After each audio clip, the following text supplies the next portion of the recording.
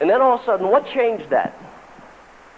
Why didn't people buckle up, or why don't people buckle up? Because usually, now let's think of it logically. The people that don't buckle up, that don't wear seatbelts, the only reason is because they really don't expect it to happen to them, right? It's always going to be the other person. Because let's face it, if we got in a trip and you knew for sure you were going to hit somebody head on and go through the windshield, I think you'd probably buckle up that trip, if you knew for sure. So the only reason why a person doesn't buckle up is because they think what's going to happen to the other guy. It's not going to happen to me, right? What changed that? Why is everybody buckling up now? Well, in the 70s, early 70s, the state police and different organizations started to promote buckling up, and they started to show people statistics of what happened to people that did not wear seatbelts. And all of a sudden, the awareness increased. Now, are the results of not wearing seatbelts any different now than they were in the early 70s? No, that hasn't changed. But our awareness of it has gone up. And all of a sudden, people in general are starting to realize, hey, wait a minute, it might not be the other guy. Okay, I'm going to start buckling up. That's exactly what's happening economically. Years ago, you could get a good education or a skill where you had a certificate and you say, hey, I'm certified. You could get a skill and education, get a good job with a big company, stay there 40 years, get a nice pension, and retire pretty comfortably.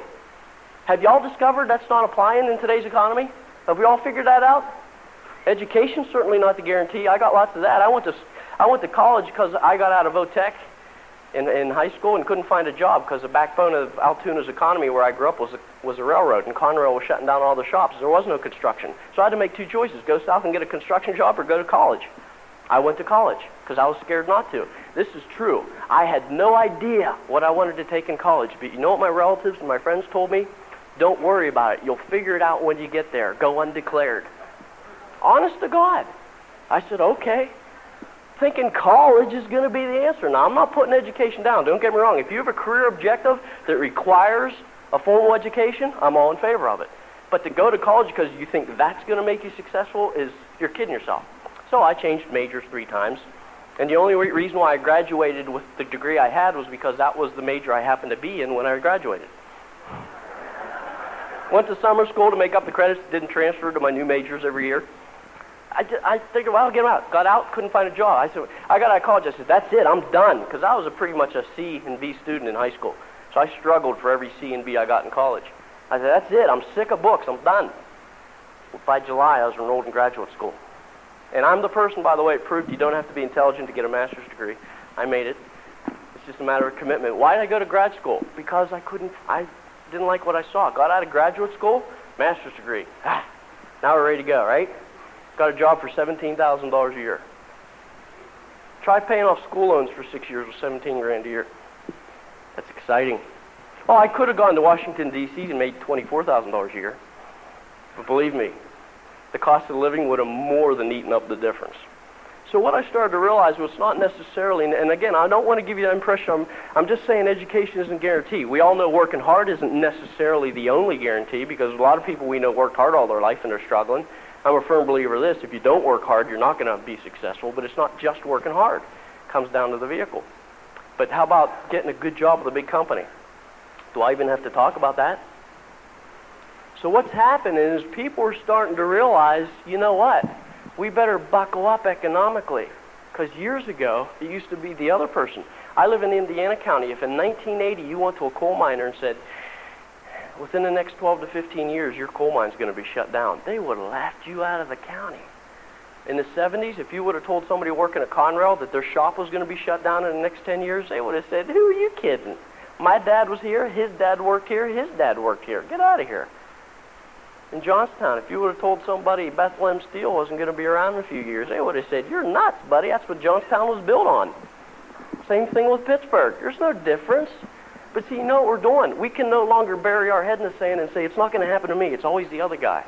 Because we're starting to realize, aha, we better build a safety net. And that's part of the reason why this thing is growing. People are realizing we better buckle up. The statistics apply to me, just like they do to Joe next door. And people are starting to be aware that those things we were taught about becoming successful is going to take something different. Because getting a job, working real hard, and committing your life to a company, it's not there anymore. And we're in a situation where we're all a bunch of independent business people. But instead of growing by undercutting each other or outperforming each other, in this business, when the tide in the harbor goes up, all the ships rise together. So we all win by helping each other. And that's why the camaraderie you see for you new folks that are wondering, why is everybody so happy? Why is everybody so fired up? I used to walk in here, hear these people cheering and stuff, think, man, these people are weird. I'm being honest with you. You know what dawned on me? When I first got in this business, I was thinking how weird it was for these people being fired up about this thing. And then I'll never forget, I was watching a Penn State game on a weekend, and I was pretty new in the business. And I'll never forget, they flashed on this guy that stood up. It was like 10 degrees, and the cameraman put the camera on him because I don't know, stood up, no shirt on, half his face and chest was blue, half of it was white. It was snowing out, freezing cold, no shirt on, cheering. And I was looking at this guy, and I was looking at the people I was watching the game with, and they thought nothing of it. They laughed, said, oh boy, he's a real fan.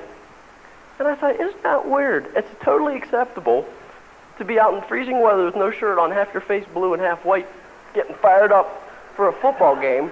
But because I'm fired up about my financial future, people think I'm odd? Let them think I'm odd. That's fine.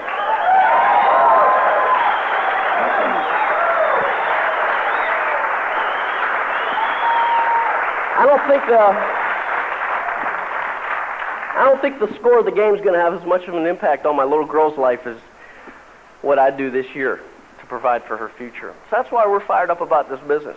And if you can realize that that's the fuel for this thing, is getting committed to your future. This is not getting committed to Tom Orr or to Joe Hartice or to Jerry or Fred Hartice or the Amway Corporation. This is get committed to you and to your family and to your future. How many people wanted to own their own business? Let me see. Congratulations, you're in your own business.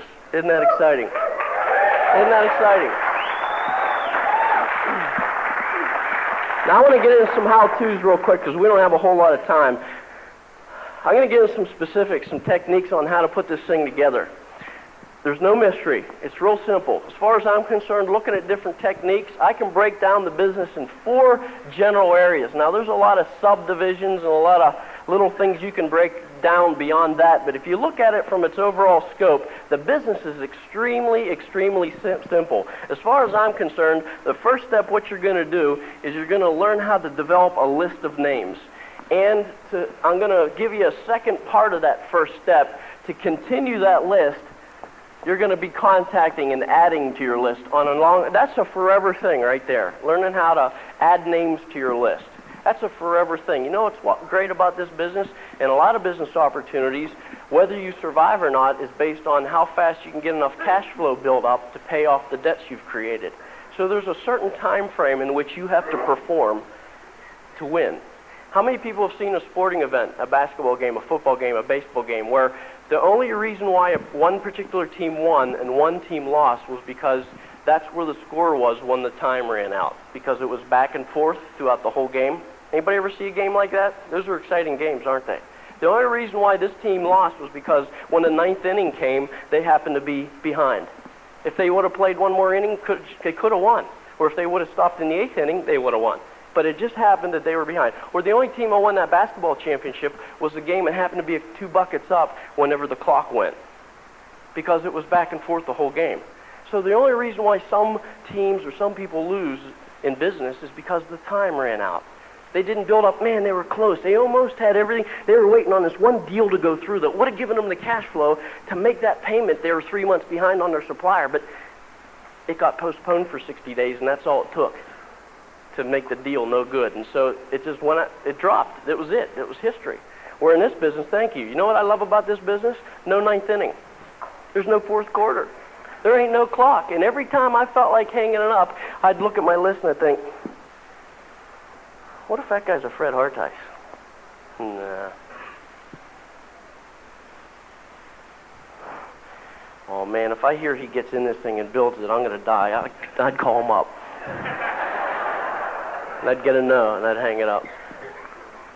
What if he's the Fred Hartice? What if I was just one way? I just kept doing it, one more call, one more call, one more call. So that's an ongoing thing. The second thing you're going to learn to do, and I'm going to get into details, is you're going to learn how to invite people effectively and properly. And that one is so easy once you learn how to do it, but it's powerful. Third thing you're going to do is learn how to show the plan. That's the easiest one of them all. That is the easiest one of them all. That's the one that I like to explain the least, because it has to come from here. And the fourth thing you're going to do is learn how to follow up and start people up properly. That's it. Because what you're going to do is you're going to develop a list. You're going to call some of those people. Some of those people you call are going to come to your plan. You're going to show them how this thing works with the help of your sponsor. Then you're going to get back to those people, answer their questions, and those that are interested are going to get in. Now, the ones that get in, you know what you do with them? You help them develop a list. And off of that list, you call some of their people, and some of their people come and you show those people the plan, and then you follow up with those people in their group. And when you follow up with those people in their group, guess what you do with them? You help them build a list. And off of their list, you help invite certain people to get them in front of the program. And the ones that see it and are interested, you follow up with them, answer their questions. And those that get in, you're never going to believe this. Guess what we do with them? You catching on? It's pretty simple. Now break it down. Look at the list. Look at the contacting. Develop a list. Now, the quicker you don't second guess this business as an opportunity that people need, the bigger your list is going to be. The biggest challenge we have to overcome is prejudging. Oh, he or she wouldn't be interested. I don't think they're shy. They wouldn't do something like this. Well, he's already making good money. He certainly wouldn't need something like this. Oh, you're so wrong. You're so wrong in all those cases. You don't know. What if the person that called you would have thought that about you? You're too shy, or you're already making good money, or you wouldn't want to be interested in something like this. We can't prejudge. We're going to qualify that. So does this make sense? The bigger your list, the more selective you can be. You want to work off of a pool of 20 or 30 names or 150 or 300 names. Because then you're not going to worry about, if you have a list of 20 names and the first 5 are either not interested or they're busy that night, you're going to start getting a little discouraged and feel a little bit of pressure. If you got 150 names, you say, no problem. Think to yourself, next. And you pick up the phone and you do it. So the size of your list is important. It's the first thing you do. Now, as I go through different techniques, I'm going to include tapes and books. Tapes and books and different things are going to help you, because this is a business where repetition is the mother of skill. And the way that I learned how to do things is I kept listening over and over and over again. My first follow-up I listened to Jerry Hartice's follow-up tape back to back 3 times in my bedroom right before I left. It took me about almost 3 hours. I just back to back listened to his tape 3 times. This guy, he threw some objections at me, things that I just heard on Jerry Hartice's tape, and he said a couple things. I interrupted him and came back, and after I said, I'm like, whoa, where'd that come from? And it was embedded in my mind, because repetition is the mother of skill. You're going to pick up certain things today, but you need to reinforce it with the tapes and the books. Not only that, who would you rather learn from, an emerald or a diamond? Me too. You need to reinforce some of the things you're going to hear today with the tapes and the book. It's critical. How many people have a construction business? Do you have a lot of tools? How about mechanics? Start investing in your business. Thank goodness it's not thousands, but it's $10 here, $20 there. And if you structure the business properly and do some of the things that Brenda talked about developing a few key clients with some friends and relatives, it's going to fuel itself. You're not going to have to worry about it, because it doesn't take much. It doesn't take much at all to build this business. But start listening. Now, see, there's no big mystery to keep them fired up about this business either. A lot of us want to feel inspired. We want to be motivated, and it's easy to get fired up in a group like this. But like Brenda mentioned, what happens Monday morning? Well, that depends. How many people want us to be more motivated consistently? How many people want to feel more inspired? How many people want to speak with more conviction and let people be able to read it on your face and your posture? Wow, that person's got a hold of something. Anybody want to feel more confident and motivated on a consistent basis? I'm included. I'll never forget this formula that I learned from Fred Hartice at a seminar. It's great. It's great. He said, needs times faith is going to be your source of motivation. That's going to determine how big your motivation. Now, think of it logically for just a second. Let's look at this as an algebraic formula. Now, I don't want to turn anybody off. We're not going back to algebra. But let's look at 7th grade algebra, or whatever it was, when you learned A times B equals C. Now, just think about this for just a second, logically. If you increase either A or B, what happens to C? So if you increase A or B, or both A and B, C goes up.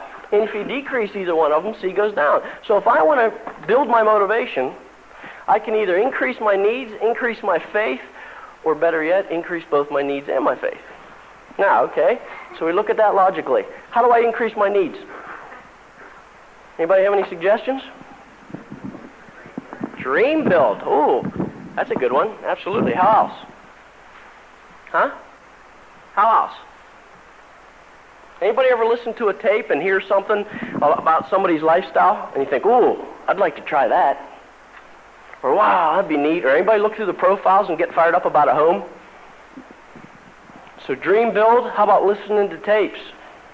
Did you ever go to a seminar and hear somebody's story about how they retired and think, oh, I'm going to do that? Or get fired up about it? So we got dream building, books, tapes, functions. Oh, not that again. The system, huh? How do I increase my faith? What's faith? It's belief. Belief in things unseen. Right? How do I increase a belief in things unseen?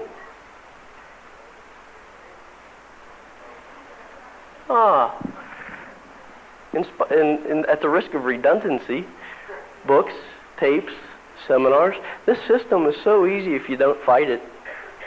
If you don't fight it, the system is so easy. Let the system go to work for you. Why have to do all the work? I'm ambitiously lazy. I'm not afraid of working hard, but man, let me do it the most efficient way I can. Books and tapes are my slaves because they're teaching my people stuff when I'm not even there. And they're teaching them more accurately, too, because I got diamonds teaching them instead of just what I'm teaching them. Now, what I'm teaching them is important. It's critical. But I'm going to reinforce it. See, the tapes and the books covered up for any mistakes I might have made, too. Because they could always rely on that consistency down through. Folks, you want to stay inspired? Plug into the system. Now, I'm preaching to the choir here, obviously, because you folks are all here, and I take my hat off to you. And that's great. But do you have tapes all through your car? You look in my DeVille, man, there's tapes everywhere under the seats. And I get new people, they get in. Oh, I'm always having to move these things out of here. I said, don't worry, you'll understand someday. Okay. My trunk's full of books and stuff. I got books beside my bed in my nightstand. I got books in each of the bathrooms. I got books everywhere. Because you take 5 minutes to open up a book. Always reading, always feeling it. Needs times faith equals motivation. How do you build needs? How do you build your faith? Use the system. Tapes, books, seminars. Read stories of successful people. It's just a matter of thinking. So anyway, as I go through these techniques I'm about to teach you, I want you to reinforce it with tapes and books because this is your business. And you're going to need them, folks, not just for your own learning, but for whenever you're teaching people. Hey, here's a tape, by the way. If I teach somebody how to start developing this business, constantly reinforcing, constantly teaching people. All right, let's look at your list. That's the first thing we talked about, building your list. Who do we start out with? Friends and relatives, of course. Those are the ones we think of first. So the one we figure, well, if anybody's going to get in, it's going to be the people I'm close to. Two things about that sphere of influence. Number one, friends and relatives, it's your smallest sphere of influence in numbers. Smallest. In other words, you know more people by acquaintance than you do to invite over for dinner Tuesday night. The second thing about that sphere of influence is they're most skeptical. They're going to give you the roughest time because they can get away with it and you're still going to love them anyway. Okay, if Matt and I grew up together, spent all our lives together, and I'd say, hey, Matt, want to look at a business opportunity? He's not going to think, Tom, come on, what are you doing? What are you trying to sell me, huh? Come on. What are you trying to sucker me into? Because even if he makes me a little bit angry, he knows our relationship goes beyond that. Where if we're simply acquaintances,